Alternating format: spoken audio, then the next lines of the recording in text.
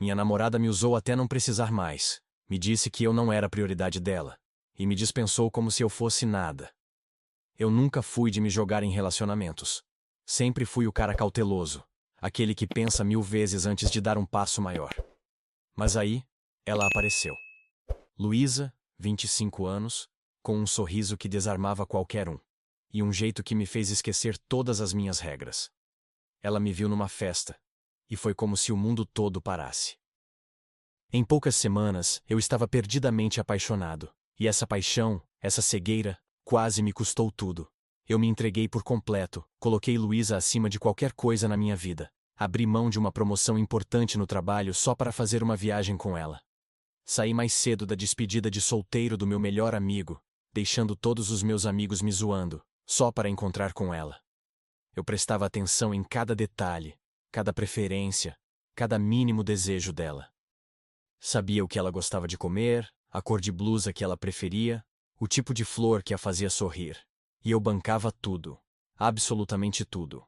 A hipoteca da minha casa, as contas de água, luz, internet, as compras do mercado, o seguro do carro dela, até a faculdade que ela sonhava em fazer. Eu fazia isso de bom grado, com um sorriso no rosto, porque acreditava que estava investindo em um futuro juntos. Um futuro que para mim era sólido, promissor. Mal sabia eu que para ela, eu era apenas alguém para bancar os luxos dela. Meu nome é Jonas, tenho 33 anos, e na época eu era um gerente de projetos com uma carreira em ascensão. Conheci Luísa há cerca de 3 anos, e nosso relacionamento no início parecia um conto de fadas. Ela era encantadora, divertida, e me fazia sentir como se eu fosse o homem mais sortudo do mundo. Eu era completamente dedicado, e não via a hora de construir uma vida com ela. Nossa casa, que era minha, virou o nosso lar. Eu amava vê-la feliz, e fazer as coisas por ela me trazia uma satisfação imensa. Não existia o meu e o dela, existia o nosso. Ou pelo menos, era o que eu pensava. Mas com o tempo, essa imagem perfeita começou a rachar. Pequenas coisas no início, que eu preferia ignorar. Luísa nunca se oferecia para pagar nada. Nada. E quando eu digo nada, é nada mesmo. Se saíamos para jantar, eu pagava. Se a faculdade dela chegava à fatura, eu pagava. Se faltava alguma coisa no supermercado, adivinhe quem ia lá e pagava? Eu. E a casa, que era minha, ela começou a se referir a ela como dela. Na minha casa, quando você vier para minha casa. Eu achava engraçado no início, um sinal de que ela se sentia em casa, à vontade. Que bobo eu fui. Ela também começou a criticar meus amigos, dizendo que eles eram muito barulhentos, não tinham ambição, não eram bons o suficiente para mim. E meu trabalho? Ah, meu trabalho era chato, sem graça, não me valorizava. Estranho porque era justamente o meu trabalho que bancava a faculdade dela, a casa dela, o carro dela, a vida dela. Enquanto isso, nas redes sociais, Luísa postava declarações de amor melosas, fotos de casal perfeito, nos pintando como a dupla mais apaixonada do universo. Por trás das cortinas, porém, o tratamento era completamente diferente. A indiferença dela era palpável, um gelo que começou a me atingir cada vez mais. Mas eu, em minha cegueira, sempre achava uma desculpa. Ela deve estar estressada com a faculdade. Ela só está cansada. É só uma fase. Eu estava em negação completa. A situação foi degringolando de forma sutil, mas constante. Luísa começou a ficar distante. Ignorava minhas mensagens, demorava horas para responder se é que respondia. Ela passava horas e horas no telefone, murmurando em conversas que não me incluíam. E as saídas... as saídas. Eram frequentes, sem aviso, sem explicação. Ela dizia que era a noite das garotas, mas voltava em horários estranhos, e eu notava um cheiro de colônia masculina que não era a minha. Meus amigos tentaram me alertar. Minha irmã, que sempre foi muito perceptiva, me olhava com preocupação e tentava abrir meus olhos. Você não está vendo o que está acontecendo? Ela perguntava, a voz cheia de apreensão. Mas eu estava cego. Completamente cego. Eu me irritava com os alertas, defendia Luísa com unhas e dentes. Mesmo com a distância dela, eu continuava fazendo tudo em casa. Limpava, cozinhava, cuidava das contas, resolvia os problemas. Ela vivia de graça, literalmente. Quando eu tentava conversar, tentar entender o que estava acontecendo, ela mudava de assunto, me manipulava. Você está pensando demais. Você é muito controlador. Você não confia em mim. E eu, como um bobo, acabava pedindo desculpas por estar pensando demais. A falta de apoio dela em momentos cruciais foi o que mais me machucou. Meu pai ficou doente. E Luísa não demonstrou o menor interesse. Não me perguntou como ele estava, não se ofereceu para ir ao hospital comigo, nada. A família dela, que antes me elogiava, também começou a me olhar de forma diferente. Mas o golpe mais baixo foi no meu aniversário. Eu tinha planejado o aniversário dela nos mínimos detalhes, gastei quase R$ 1.000 para que fosse perfeito. No meu aniversário, ela me deu um vale-presente de $50 da Amazon. E o pior, eu vi no extrato que ela tinha comprado no mesmo dia, poucas horas antes de me entregar. R$ 50. Para alguém que eu dava tudo. Eu engoli em seco, mas a mágoa ficou ali, corroendo. O estresse de viver em um relacionamento tão unilateral começou a me afetar fisicamente e mentalmente. Eu mal dormia, perdi peso e o sorriso sumiu do meu rosto. A gota d'água, o ponto sem retorno, veio em uma noite de sexta-feira. Eu tinha tido uma semana exaustiva no trabalho, um projeto enorme que me drenou completamente. Eu só queria chegar em casa, deitar no sofá com ela, assistir um filme e relaxar. Cheguei em casa, exausto, e encontrei Luísa se arrumando para sair de novo. Perfume novo, maquiagem impecável. Eu sugeri com a voz carregada de cansaço. Que tal a gente ficar em casa hoje? Só nós dois? Ela me olhou no espelho, terminando de passar o batom, e com a maior casualidade do mundo, respondeu: Você não é minha prioridade agora, ok? Tenho outras coisas acontecendo. Essa frase, dita com um tom de voz tão normal, como se estivesse falando do tempo, foi um soco no estômago. Um soco que me tirou o ar, mas que ao mesmo tempo, abriu meus olhos de uma vez por todas. Naquele instante, eu entendi. Eu não era uma opção. Eu não era nem mesmo uma prioridade. Eu era apenas um caixa eletrônico com batimentos cardíacos. E naquele momento, meu caixa eletrônico finalmente quebrou. Eu não gritei, não discuti, não fiz um escândalo. Apenas a observei sair, com uma calma assustadora. Uma calma que denunciava uma decisão que, naquele segundo, se solidificou dentro de mim. Nos dias seguintes àquela noite fatídica, Luísa continuou sua vida como se nada tivesse acontecido. Ela saía e voltava, ria no telefone, postava fotos nas redes sociais. A diferença é que, agora, eu era outro homem. Eu estava lá, fisicamente presente na mesma casa, mas emocionalmente, eu já tinha ido embora. Era como se um interruptor tivesse sido desligado dentro de mim. Toda a dor, toda a frustração, toda a mágoa se transformaram em uma calma estranha, uma espécie de paz gélida. Eu comecei a dar a ela o mesmo tratamento de indiferença que ela sempre me deu. Enquanto ela vivia no seu mundinho, eu comecei a agir, silenciosamente. O primeiro passo foi parar de ser o caixa eletrônico. Eu cancelei as transferências automáticas para a conta da faculdade dela. As compras do mercado, passei a comprar só o que eu ia consumir. O seguro do carro? Não renovei. As contas da casa, que eu sempre paguei integralmente, comecei a deixar por conta dela, esperando para ver o que aconteceria. Não falei nada, não fiz um drama, apenas parei de fazer. O meu foco mudou 180 graus. Eu me concentrei em mim.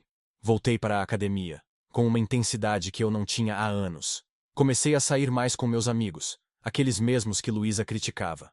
Voltei aos meus hobbies, que eu tinha abandonado para agradar a ela. Eu estava em um processo de renascimento, um renascimento silencioso. Luísa, por outro lado, começou a estranhar. No início, ela nem percebeu. Mas, aos poucos, as coisas foram apertando para ela.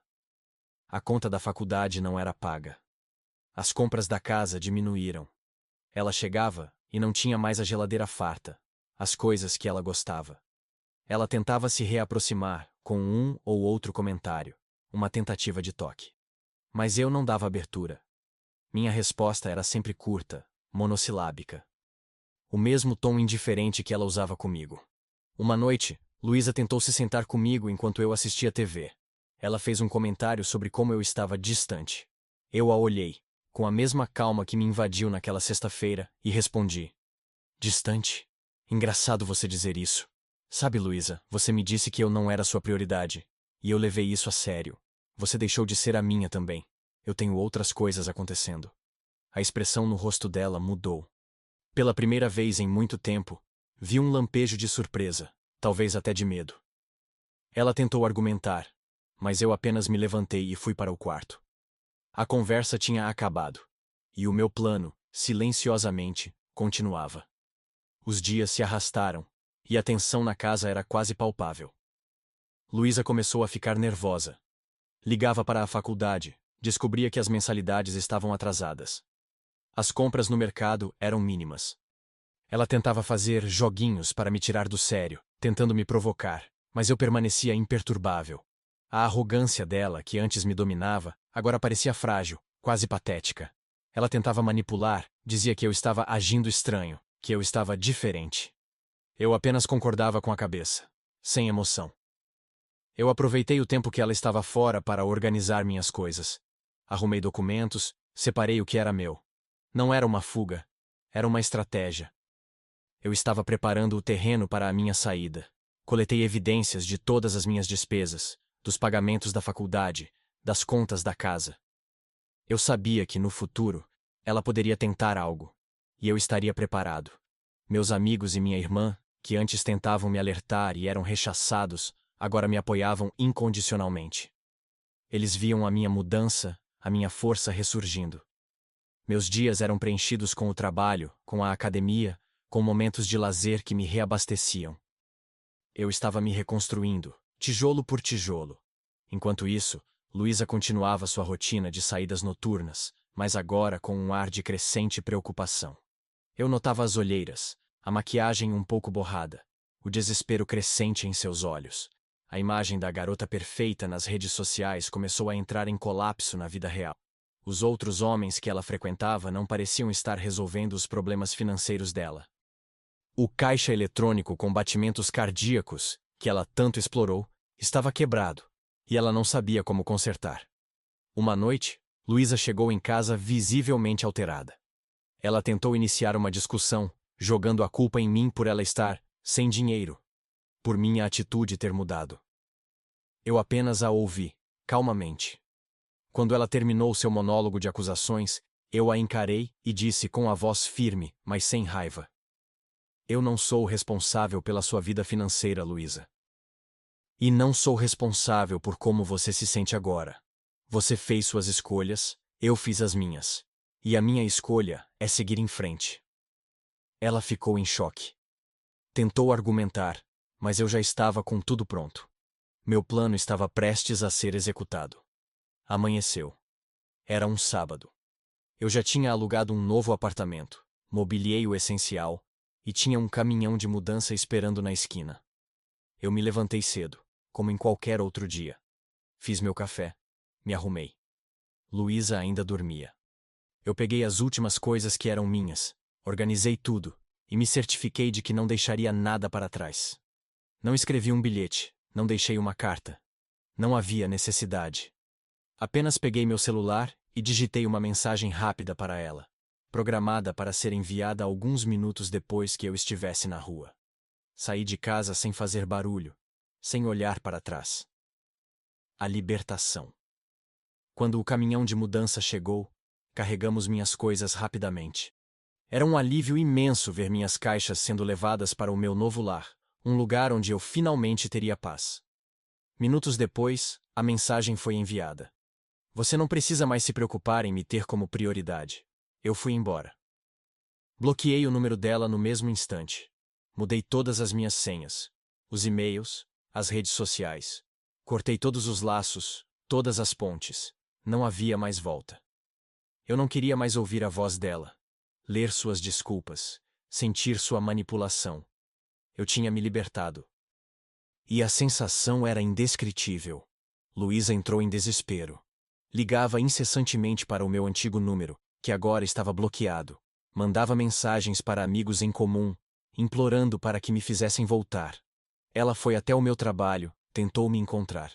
Eu estava irredutível. Meu coração, que antes estava partido e cego de amor, agora estava blindado. Eu não sentia raiva, nem rancor.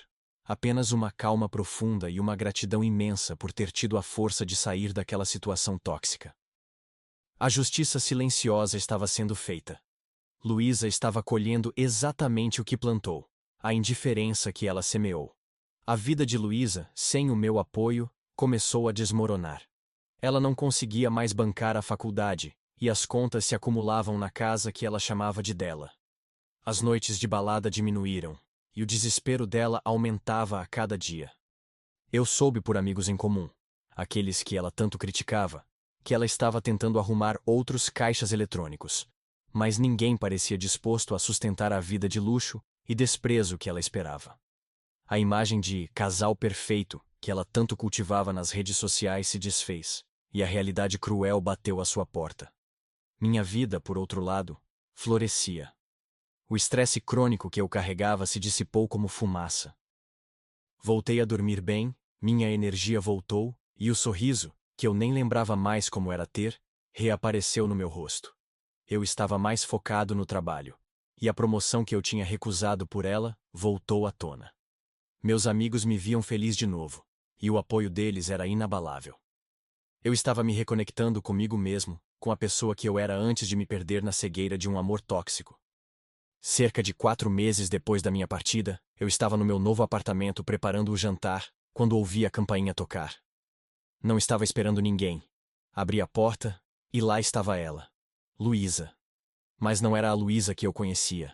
As roupas estavam amassadas, os cabelos desarrumados, os olhos inchados e vermelhos, com olheiras profundas. Ela parecia exausta, derrotada. A maquiagem falha tentava esconder a realidade de uma mulher que estava perdendo o controle de sua vida. Ela começou a chorar, um choro compulsivo, e implorou por outra chance. Eu errei! Eu sei que errei! Você era tudo para mim, e eu fui uma idiota. Por favor, me dê outra chance. Eu te prometo que você será minha prioridade. Eu vou mudar. Eu juro! Ela se ajoelhou ali mesmo, no corredor do meu apartamento, com as mãos unidas em súplica. A cena era dramática, digna de um filme. Mas eu não sentia nada, nenhuma compaixão, nenhuma pena, nenhuma vontade de ceder. Eu a observei com a mesma calma que me guiou nos últimos meses. Luísa, eu disse, minha voz baixa e firme. Você deixou de estar no meu radar há muito tempo. Eu nem me lembro de como era sentir carinho por você. Ela me olhou, incrédula. A súplica em seus olhos se transformou em desespero puro. Você não pode falar isso. Eu te amo. Ela gaguejou entre soluços. Eu a interrompi sem elevar a voz. Se você realmente me amasse, não teria me tratado como um caixa eletrônico. Se você realmente me amasse, eu teria sido uma prioridade para você. Eu te dei tudo, Luísa, e você me deu indiferença. A verdade nua e crua a atingiu em cheio. Eu não estava com raiva, nem com mágoa. Estava apenas constatando um fato. Agora, por favor, vá embora. Não há mais nada para conversar aqui. Ela tentou argumentar, mas eu apenas abri a porta um pouco mais, indicando a saída. Ela se levantou cambaleante, me encarou uma última vez com um olhar de pura derrota, e se virou, indo embora sem dizer mais uma palavra. Não senti remorso, apenas o alívio de fechar aquela porta para sempre. As semanas seguintes foram de paz absoluta. Eu estava livre de toda a toxicidade, de toda a manipulação. Eu me dedicava ao meu trabalho, aos meus amigos, aos meus próprios interesses. Minha casa, agora sim, era meu refúgio. Eu a enchi com coisas que me traziam alegria, com lembranças de momentos bons, com a tranquilidade que eu tanto busquei. A sombra de Luísa, que antes pairava sobre tudo, tinha desaparecido completamente. E então, aconteceu. Eu conheci alguém.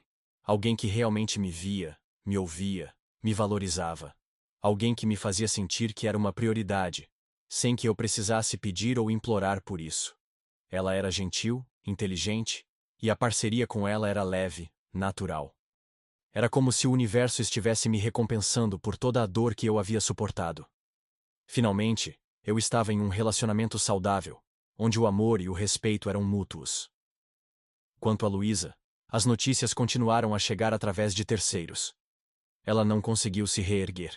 Abandonou a faculdade que eu tanto paguei. As dívidas se acumularam.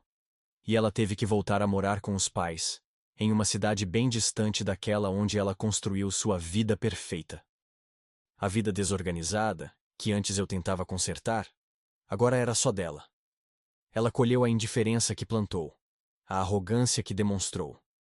Ninguém a quis sustentar, e a realidade a forçou a encarar as consequências de suas escolhas. Eu não sinto pena. Não sinto raiva. Eu sinto paz. Sinto a certeza de que fiz a melhor decisão da minha vida. A maior lição que eu aprendi foi essa. Quando alguém mostra com suas atitudes que você não é importante, que você não é uma prioridade, você precisa acreditar. Acreditar nas ações, não nas palavras vazias, e seguir em frente. Por mais difícil que pareça, por mais que doa no início, a liberdade e a paz que vem depois valem cada gota de lágrima e cada centavo gasto. Eu me libertei. E ela? Bem, ela ainda está presa na própria teia de mentiras e egoísmo. E eu não poderia estar mais feliz por isso. A história de Luísa e a minha jornada de libertação servem como um lembrete cruel das consequências da ingratidão e da manipulação. Eu observei de longe, através dos ecos que chegavam pelos amigos em comum, a espiral descendente em que ela se encontrava. Deixou a faculdade que eu pagava, perdeu a casa que ela chamava de dela, e a vida de festas e luxo evaporou-se no ar. A Luísa que eu conhecia, aquela que ostentava uma vida perfeita nas redes sociais, se desfez em pedaços. Ela se tornou um exemplo vivo de que a vida, eventualmente, cobra seu preço. Não houve um confronto dramático final, uma cena de filme onde ela admitia sua culpa e pedia perdão publicamente. A justiça, para mim, veio na forma da paz de espírito e da reconstrução da minha própria vida. Para ela, veio na forma da solidão e do desamparo. A humilhação de ter que voltar para a casa dos pais, sem dinheiro, sem estudos, sem o caixa eletrônico que a sustentava, foi a sua verdadeira punição. Ela perdeu a credibilidade entre o círculo de amigos que ela tentava manipular, e o isolamento social foi uma consequência direta de suas ações egoístas. Não há indenização monetária que pague a liberdade de acordar todos os dias, sabendo que você não está mais preso a uma relação tóxica. O desfecho para mim foi o melhor possível. Eu me reencontrei, me fortaleci e me redescobri. A promoção no trabalho se concretizou, e eu estava prosperando profissionalmente. Minhas amizades se solidificaram, e eu estava cercado de pessoas que realmente se importavam comigo. E o novo relacionamento? O novo relacionamento é tudo o que eu sempre quis e mereci.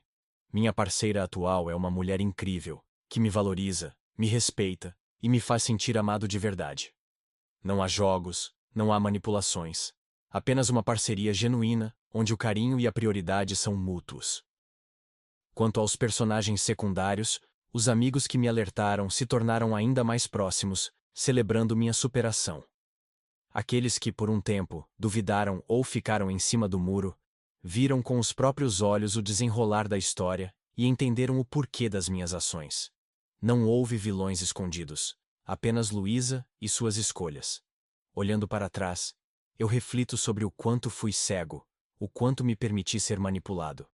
Mas essa experiência, por mais dolorosa que tenha sido, me ensinou lições valiosas. A primeira e mais importante é a autovalorização. Eu aprendi que o meu bem-estar, a minha paz, a minha felicidade, são inegociáveis. Eu não posso e não devo permitir que ninguém me trate como uma opção ou um meio para atingir seus próprios fins. A segunda lição é a importância de estabelecer limites claros. Eu era tão complacente, tão desesperado para agradar, que permiti que todos os meus limites fossem ultrapassados. Hoje, sei dizer não. Sei defender meu espaço, meu tempo e meus recursos. E a terceira lição, talvez a mais impactante, é que as ações falam mais alto que as palavras. Não importa o que alguém diga. Se suas atitudes mostram o contrário, acredite nas atitudes. Se alguém demonstra que você não é uma prioridade, acredite. Acredite e siga em frente. Porque o karma, a justiça, ou o que quer que você chame, sempre encontra seu caminho. Luísa colheu o que plantou, e eu, felizmente, estou colhendo a paz e a alegria que eu semeei ao me libertar. E você? O que faria em uma situação como essa? Você já viveu algo parecido, onde se sentiu usado ou desvalorizado? Deixe sua história e sua opinião nos comentários abaixo. Se essa história te tocou, se te fez refletir, ou se te deu um sopro de esperança, deixe seu like e se inscreva no canal para mais histórias como essa. Compartilhe este vídeo com alguém que precisa ouvir essa mensagem. A sua interação nos ajuda a continuar trazendo relatos que mostram que, muitas vezes, a melhor vingança é simplesmente seguir em frente e prosperar.